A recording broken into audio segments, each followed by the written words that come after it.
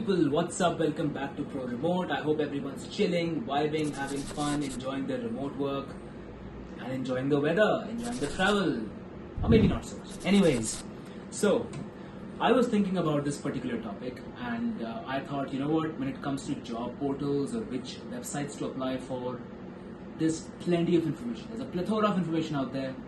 There are lots of YouTube channels that will tell you, alright, this company is hiring, that company is hiring, blah, blah, blah. So I'm going to talk about something that is not usually talked about, which is hiring types, contract types, and employment types. So essentially, when you work remotely or you work, you work for a company directly, there are three types of contracts that happen.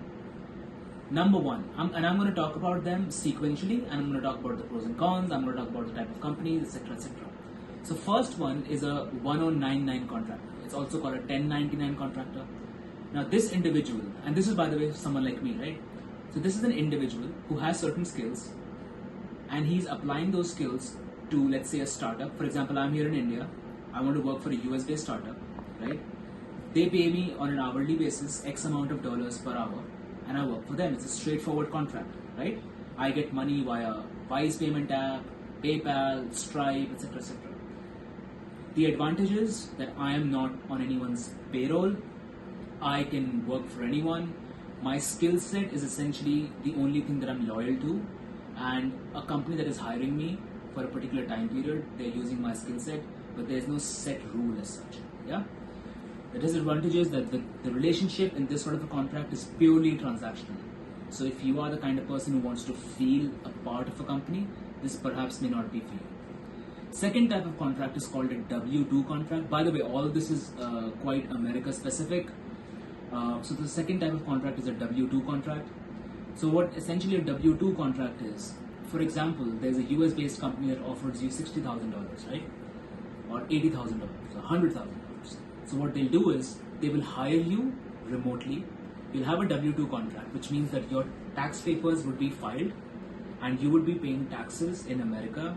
And then depending on what the arrangement in your home country is, you may also be paying taxes in your home country. In India, we don't necessarily have to do that because we have a double taxation agreement, correct?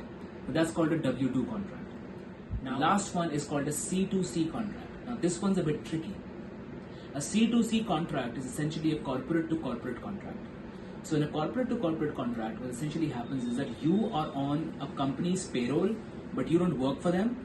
Instead, that company has its clients in different part of the world, and you indirectly work for the client. So the client is paying for your salary, but they don't pay you directly. They pay to your corporate that you're part of, and then from that corporation you get your money. So for example, you have companies like TopTap, you have companies like Crossover. So what these guys would do is they would have a pool of top tier talent across the world, and they would connect the talent to the right company. The company would pay these guys, these portals, and then the portals will pay the individual talent. So that's called a corporate to corporate. You could also have a corporate to corporate contract if, for example, you are a business owner. For example, if I decide to launch my own company, a remote work company, and I provide marketing services, or operation services, or full stack development, software development to some company in America, I can have a corporate to corporate contract with them.